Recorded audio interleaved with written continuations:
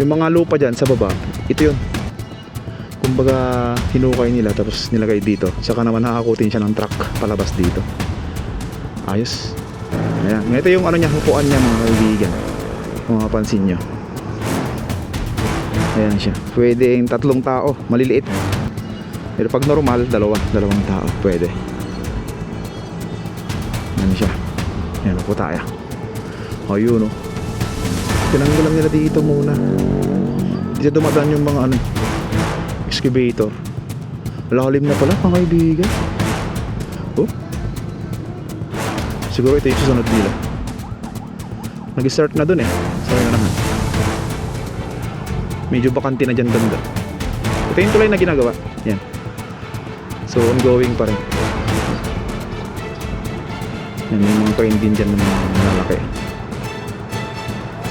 Tapos dito, daming mga ano, water hyacinth mga kaibigan.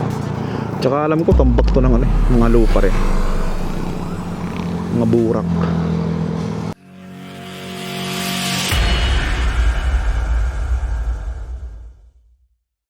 Good morning guys. Dito yan sa may floodway.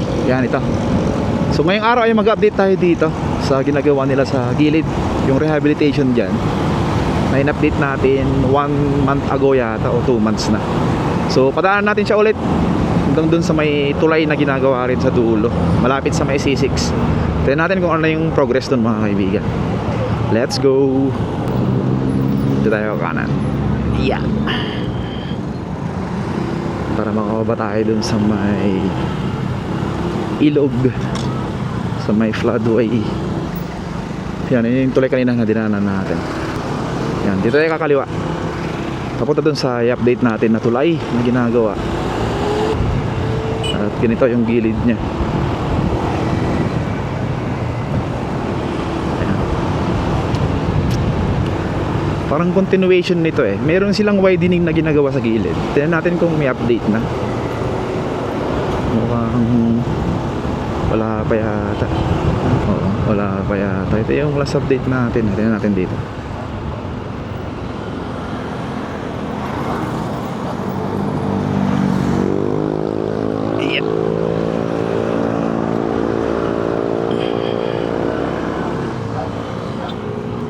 Wala pa, hindi pa ito nadugtungan o hindi pa inaayos dito.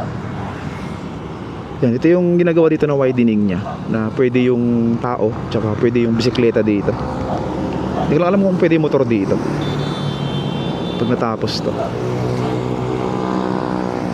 Pero sa ngayon ay baka nandun pa lang sila. Kasi nung last time na update natin, dun pa lang sila eh. May mga gamit sila dyan na mga truck, yan, mga excavator. Papunta pa lang sila dito. So siguro ito yung continuation nun. Hanggang dito lang kasi yung tapos na.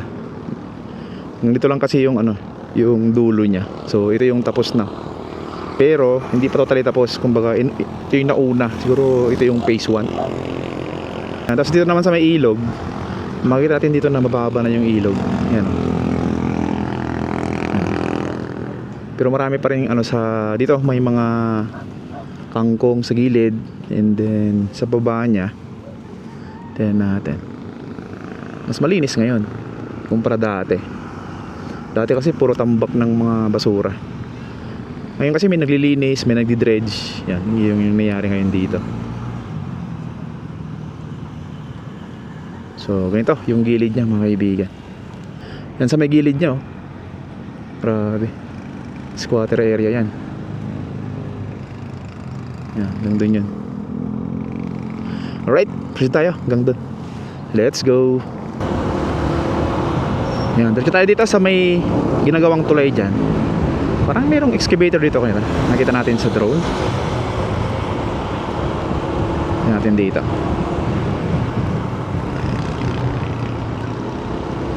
Tapos may mga barak sila dito eh.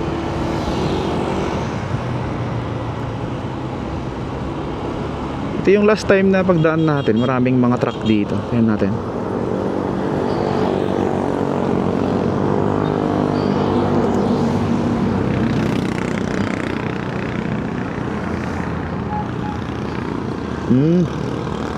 Inaayos na itong pinaka-pathway niya mga kaibigan. Ito. Tapos sa may gilid niya dito, May mga ilalagay silang ano dito, mga upuan yan, oh. Nandun natin doon. Mga ilalagay silang mga upuan na parang single lang, single na tao. O pwedeng dalawahan. Oo nga, pwede nga. Ayan, oh. Doon tayo sa may ano, pinaka awang niya. Ayan, natin konti.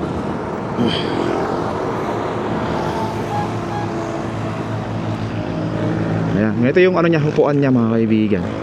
Kung mapapansin nyo. Ayan siya. Pwede yung 3 tao, maliliit. Pero pag normal, dalawang tao, pwede. Ayan siya.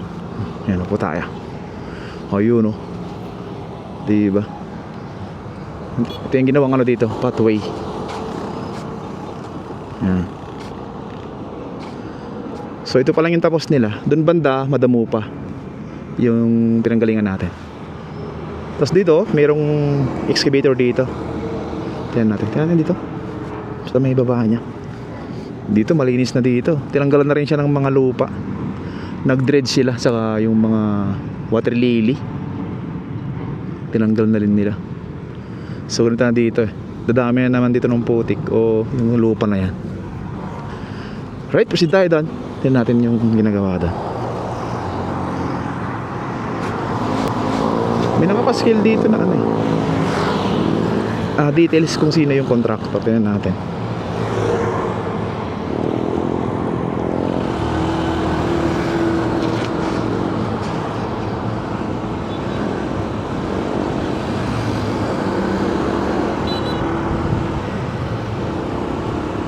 Yan show, liwalas, di ba? Kailang wala yung ibang mga gamit nila dito. May mga truck sila dito the last time eh. Pagdaan natin. Daming truck dito.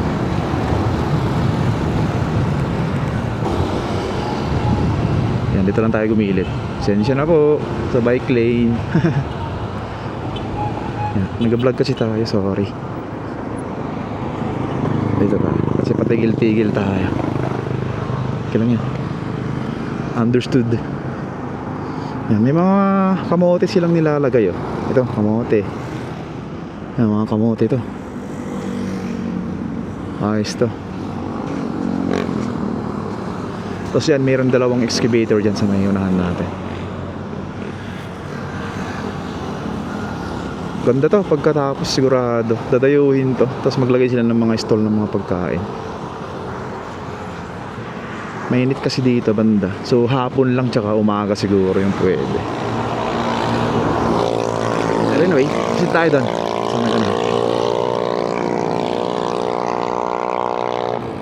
Let's go. So kapansin-pansin din ang daming mga ibon, no? Dahil dyan sa mga tinatanggalan nila ng ano, lupa, may mga ano kasi dyan eh, mga insekto. Tsaka maliliit na siguro mga ano, isda. Kaya yan yung kinakain ng mga ibon na yan. Dito tayo.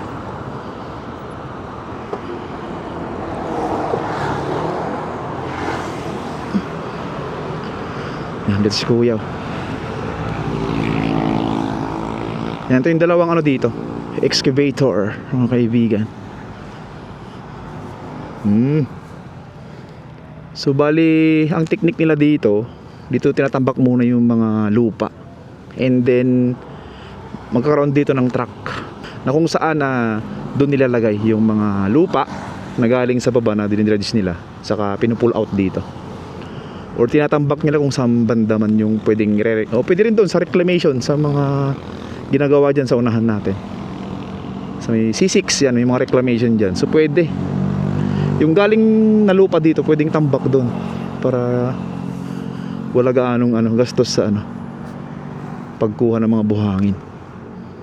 Ganyan kataas dito mga kaibigan. Ito yan yun, yung mga lupa dyan sa baba, ito yun, kumbaga hinukay nila tapos nilagay dito, saka naman hakakutin siya ng truck palabas dito. Ayos, good job. Alright, doon tayo sa may malapit sa may tulay. Let's go. Ito yung dalawa dito. Break time kasi, alas 12. Walang gumagawa dito.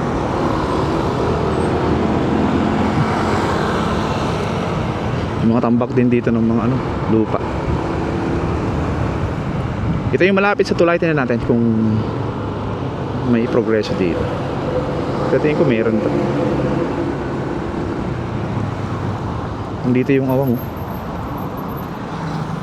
Tingnan natin. May mga sheet piles sila dyan sa baba.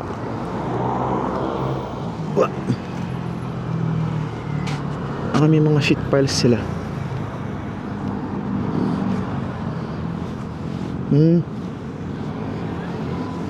Tinanggalan nila dito muna. Dito dumadaan yung mga excavator. Lalim na pala mga kaibigan. So meron pang doon, phase 2. Ganito dapat So yung nandyan na natanggalan na, tanggalan pala nila ulit. Yan, pinaka phase 2. Ayos. Good job. Tapos dito naman, bakante na dito. So gagawin ulit to ng pathway. Yan dito. Tapos lalagyan siya ng mga upuan din. Gaya doon kanina, yung kung saan tayo nang galing. Alright. Ayan sa din pabahay ni Mayor Vico Soto or Pasig. Sa may Pasig yan, pabahay yan dito. Eskwelahan tsaka pabahay. Meron diyang ginawang yung mga skateboarding. Tingnan natin. Yung park dyan, may ginawang para sa mga skateboarder. Tingnan natin.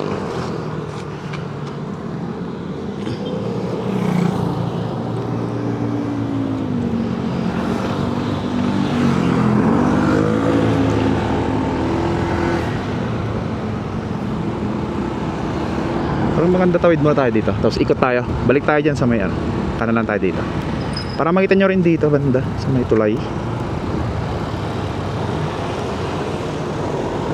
Ayan.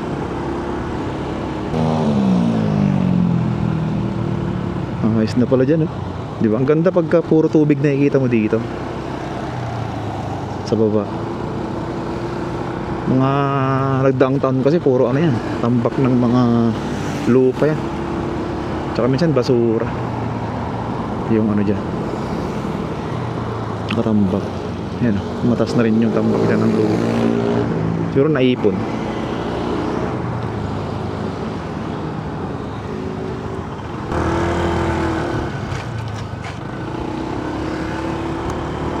Yan, umikot tayo mga kaibigan.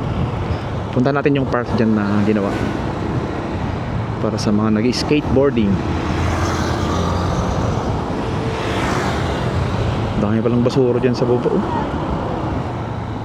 naipon. Tingnan natin.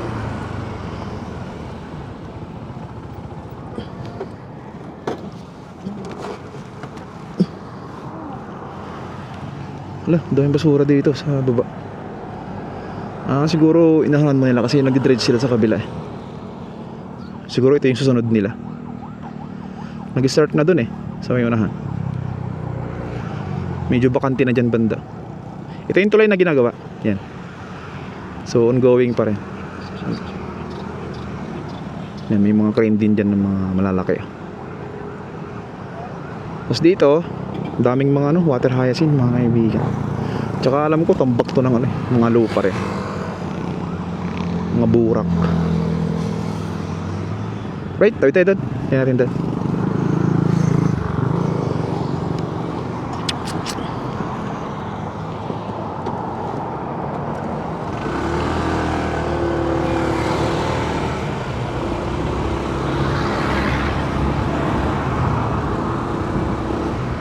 Dito tayo.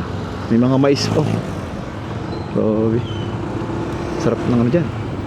Sariwa yung mga gulay dyan pagka nagtanim ka dyan sa baba.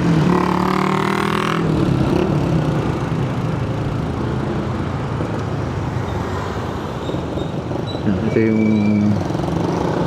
mga tricycle nakaparada. Dito man tayo yung parkingan. Yan, dito. Ito lang tayo, parking.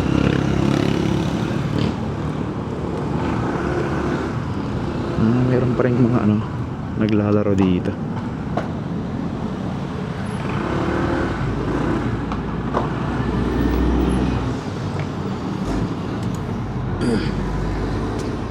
Ayan siya.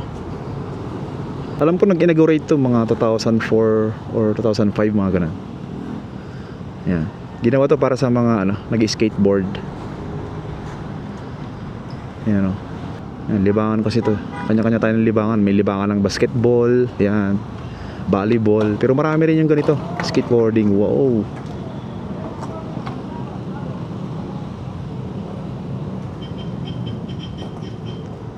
Ayan. Hirap din yan, ganyan. Tapos sa baba niya, ito, andito yung mga lupa na mataas. Tapos may mga taniman din dito ng mga kamote, yan o, mga malunggay, yan, saba, saging. Marami din, may mais pa dun kanina, nakita ko. Tapos andito yung ano, luma ng ano, excavator. Ayan siya, mga kaibigan. Tapos may mga taniman din dyan, kamuting kahoy. Ito, kamuting kahoy ito. Yan. Tapos dito sa may gilid, alam ko mga squatter area rin to, sa may pinakagilid niya ng ilog. Kasi mataas na kasi yung lupa. Kaya siyempre, pag may pagkakataon, babahayan talaga yan. Hanggang doon na yun, sa may ginagawang tulay, papunta doon na yun, sa may papuntang C6. Ayan siya. Alright, so maraming salamat sa pagsama sa akin hanggang dito, mga kaibigan.